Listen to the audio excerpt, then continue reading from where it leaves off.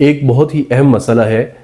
Socks کے اوپر مسح کرنے کے حوالے سے، جس کو سمجھنا بہت زیادہ ضروری ہے۔ ایک بات یاد رکھیے کہ شریعت جہاں پر ہمیں سہولت دیتی ہے یا شریعت جہاں پر ہمیں رخصت دیتی ہے، اس کو قبول کرنا اور اس پر عمل کرنا یہ سنت بھی ہے اور زیادہ اجر اور ثواب کا باعث ہے۔ مسئلہ یہ ہے کہ اگر آپ نے وضو کیا ہے، وضو کرنے کے بعد آپ نے سوکس پہنی ہے، تو آپ 5 نمازیں اس کے بعد جو ہے اسی سوکس کے اندر مسح کر کے پڑھ سکتے ہیں۔ یعنی آپ وضو کریں گے، آپ کو سوکس اتارنے کی، جرابیں اتارنے کی ضرورت نہیں ہے، آپ اپنی جرابوں کے اوپر ہاتھ گیلا کیا اور ایسے ہلکا سا پھیر دیا، اس طرح مسح کر کے جرابوں کے اوپر آپ نماز ادا کریں گے۔ اگر ہمارے اندر ایک اور مسئلہ موجود ہے، کچھ لوگ وضو کر کے سوکس پہنتے ہیں، دین جب اگلی نماز کے لیے وضو کرتے ہیں تو اپنی سوکس کو اتار دیتے ہیں، یعنی اپنی جرابیں اتاریں گے، پاؤں دھوئیں گے، تو سنت کے خلاف ہے یہ عمل، انلیس کہ آپ کو کوئی پرابلم ہو یا آپ کے پاؤں کو کوئی مسئلہ ہو یا آپ کو اریٹیشن ہو رہی ہو تو آپ اپنے